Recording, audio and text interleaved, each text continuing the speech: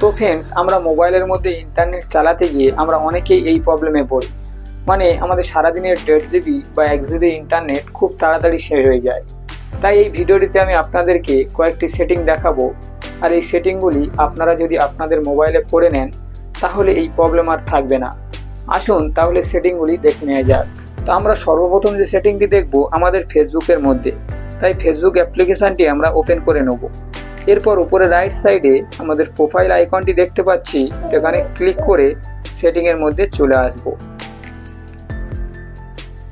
সেটিংয়ে আসার পর আমরা নিচের দিকে একটু স্ক্রল করে একটি অপশান দেখতে পাবো মিডিয়া নামে, তো এখানে চলে আসব। এরপর এখানে প্রত্যেকেরই অপটোমাইজড এই অপশানটিতে টিকমার্ক থাকবে, তো এটি সরিয়ে আমরা 2 নম্বরে ডাটা সেভার এই অপশানটিতে টিক করে দেবো, যার ফলে আমাদের মোবাইল ডাটা অনেকটাই সেভ হবে। এরপর নিচের দিকে একটি অপশান দেখতে পাচ্ছি অটো প্লে, আর তার ঠিক নিচে on mobile data and wifi, এটিতে টিক মার্ক থাকবে। এটিকে আমরা সরিয়ে নিচে নেভার অটো প্লে ভিডিও এই অপশানটিতে টিক মার্ক করে দেবো।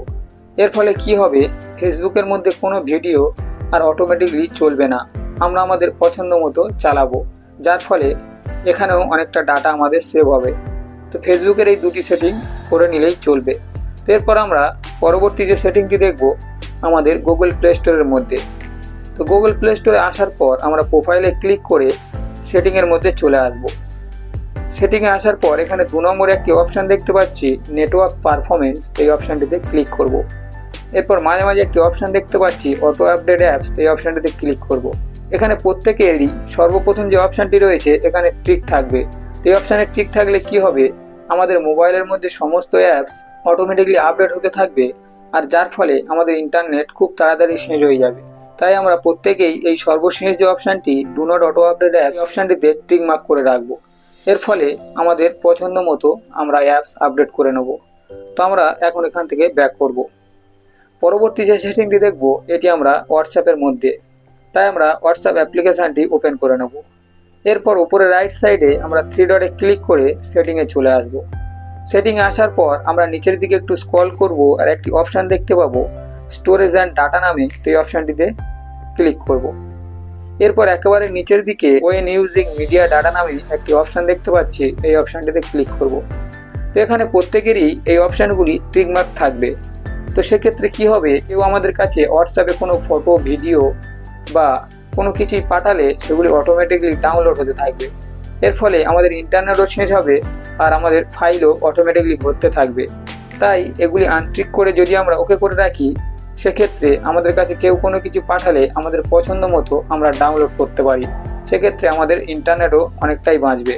তো এখন আমরা এখান থেকে ব্যাক করব। পরবর্তী যে সেটিংটি দেখব সেটি আমরা ইউটিউবের মধ্যে দিয়ে ইউটিউব অ্যাপ্লিকেশানটি ওপেন করব।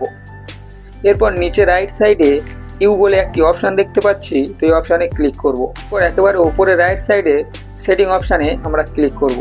সেটিংয়ে ক্লিক করার সাথে সাথে এখানে একটি পেজ ওপেন হয়ে যাবে। 2 নম্বরে যে অপশানটি রয়েছে জেনারেল, এই অপশানে চলে আসব। জেনারেলে আসার পর এখানে মাঝামাঝি একটি অপশান দেখতে পাচ্ছি প্লেব্যাক অ্যান্ড ফিটস, এই অপশানটিতে আমরা ক্লিক করব। অলওয়েজ রয়েছে, এই অলওয়েজ থাকলে কি হবে, আমরা যখন ইউটিউবের মধ্যে আসব তখন কোনো ভিডিও আমাদের সামনে এলে সেটি অটোমেটিকলি চলতে থাকে। তো সেক্ষেত্রে আমরা এটি অফ করে দেবো, যার ফলে আমাদের ইন্টারনেট অনেকটাই বাঁচবে। তো এখন আমরা এখানে ব্যাক করব। এরপর ডাটা সেভিং নামে একটি অপশান দেখতে পাচ্ছি, এই অপশানে ক্লিক করব। তো ডাটা সেভিং মোড এই অপশানটি আনটিক রয়েছে, তো আমরা টিক করে দেবো, যার ফলে ইউটিউবের মধ্যে সমস্ত রকমের ডাটা সেভ এখান থেকে হবে। ভিডিও কোয়ালিটি বা সমস্ত ক্ষেত্রেই আমরা ডাটা সেভ পাবো। এখন আমরা একবার ব্যাক করব, আর এখানে আরও একটি সেটিং করে নেব অটো প্লে, এই অপশানটিতে আমরা ক্লিক করব।